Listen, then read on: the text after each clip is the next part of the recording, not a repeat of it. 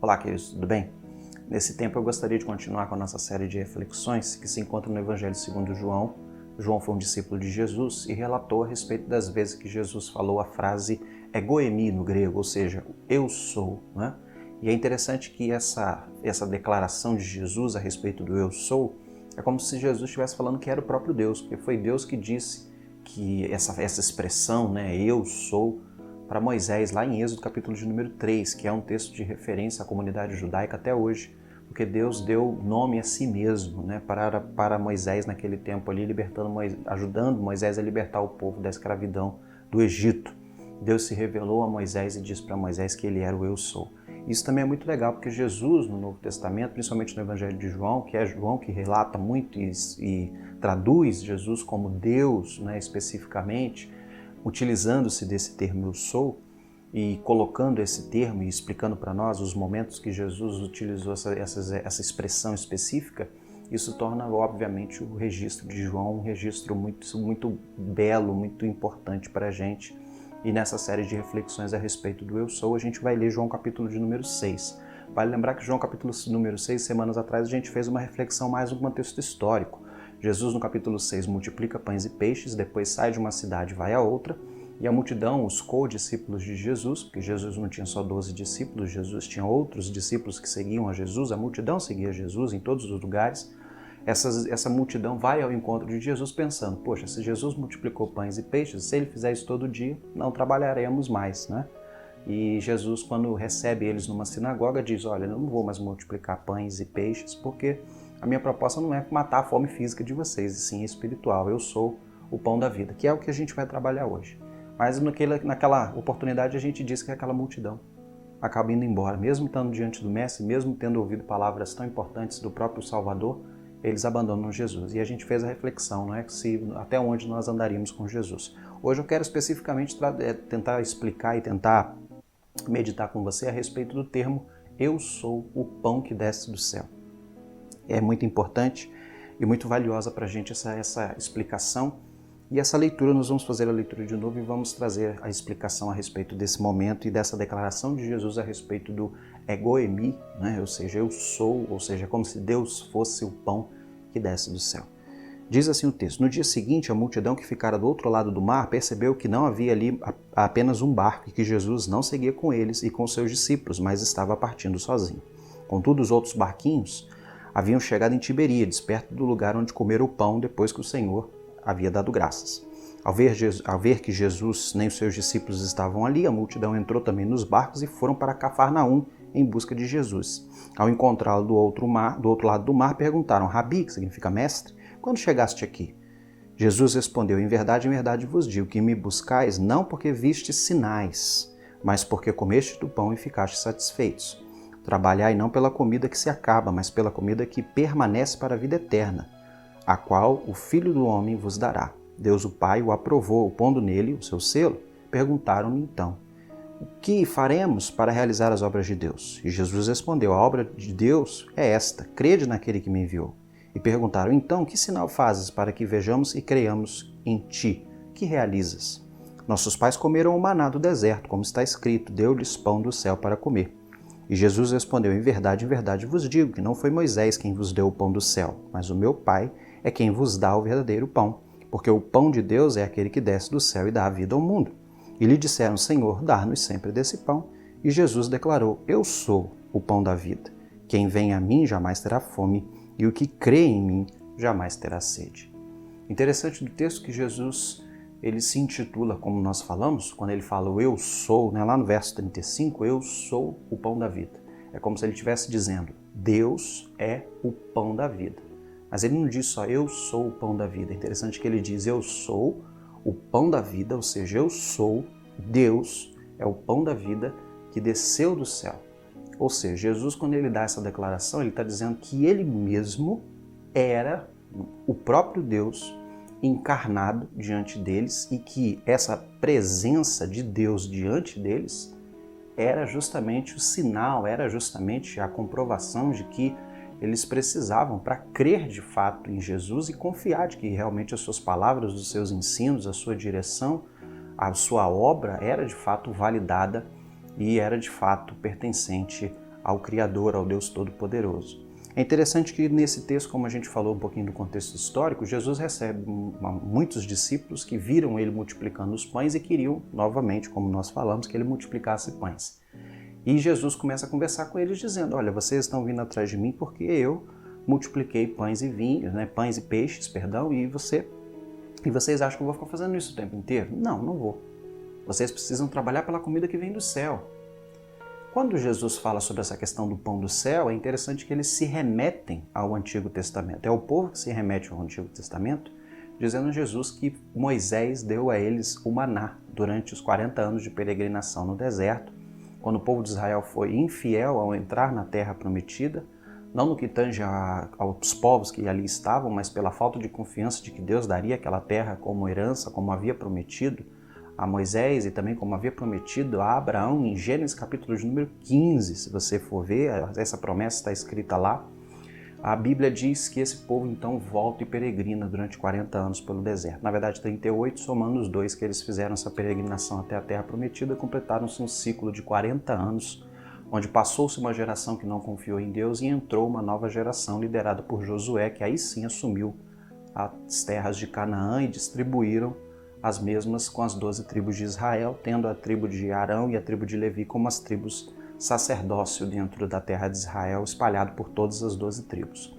Mas a Bíblia vai dizer para a gente que durante esses 40 anos, no deserto, um lugar inóspito, um lugar onde não se tem vida, Deus fazia brotar, a gente acredita, que era uma espécie de semente, uma espécie de cogumelo, a gente não define direito o que é, muitos historiadores especulam a respeito do que seria esse maná.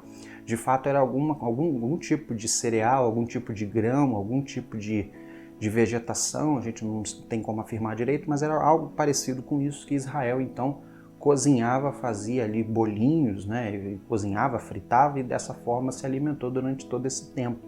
E o maná foi muito importante, porque justamente no deserto, onde você tinha pouquíssima opção de vida, de verde, ter justamente o maná para sustentar uma multidão, um povo todo peregrinando pelo deserto, era de fato uma bênção divina e de sustento e de preservação ao seu próprio povo. Era a necessidade total do povo. E o povo passou a comer esse maná.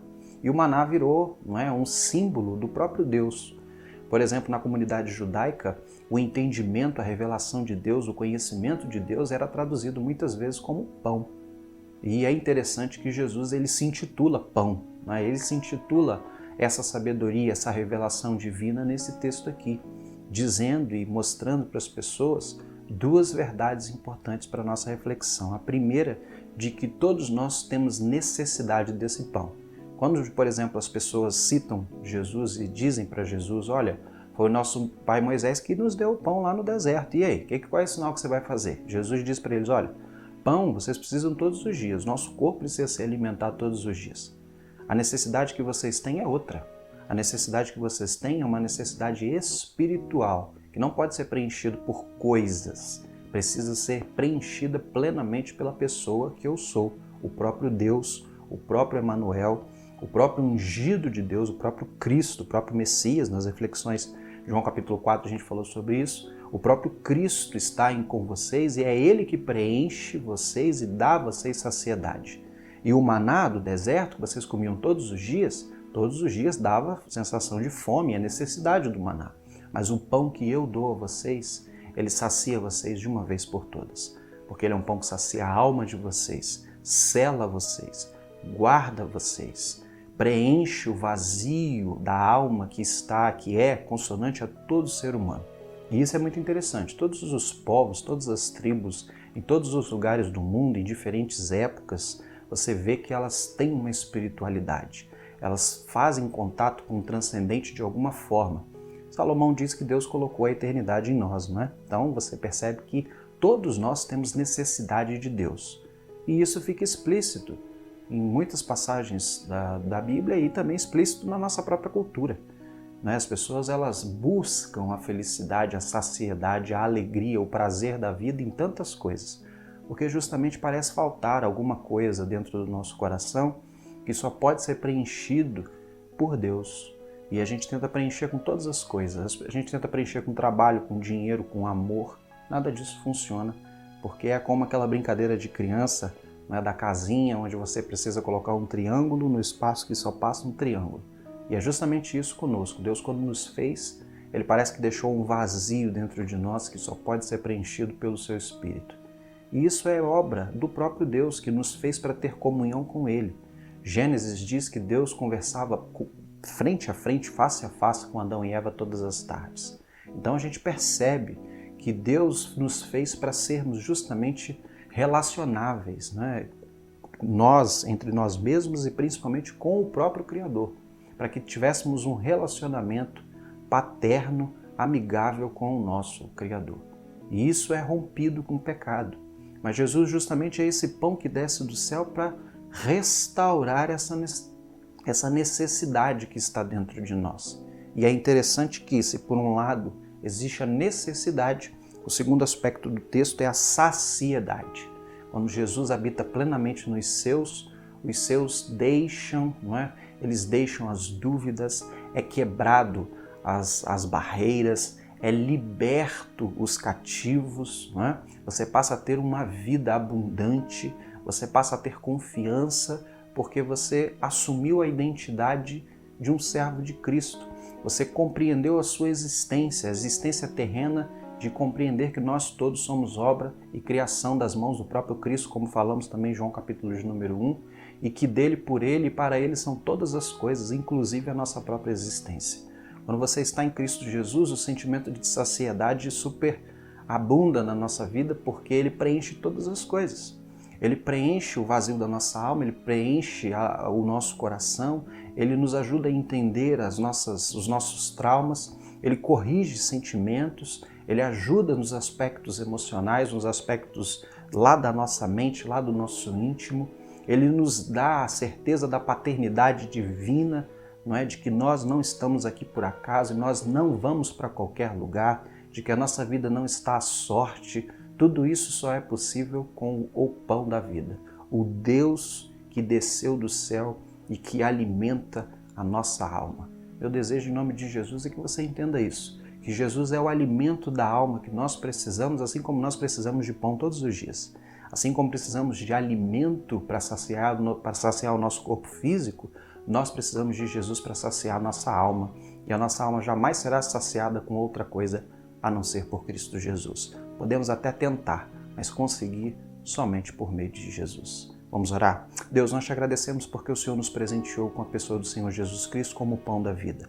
Aquele que sacia a nossa necessidade de ter, ó Deus, uma vida plena, uma vida abundante, uma vida melhor. E não só isso, aquele que nos dá, ó Deus, a plena convicção e certeza de que somos amados, que fazemos parte da família do Senhor, que temos um destino, que somos especiais e que temos, ó Deus, pela Tua misericórdia, a Tua própria presença em nós nos ajudando no nosso viver. Te agradecemos porque Jesus é um pão que desce do céu como um presente a saciar, ó Deus, as necessidades humanas e nos dar, ó Deus, confiança, esperança, paz, amor, alegria, frutos, ó Deus, do Teu próprio Filho mediante o Teu Espírito. Nós te agradecemos pela pessoa do Senhor Jesus e que consigamos colocar Jesus como o pão da vida de fato na nossa vida.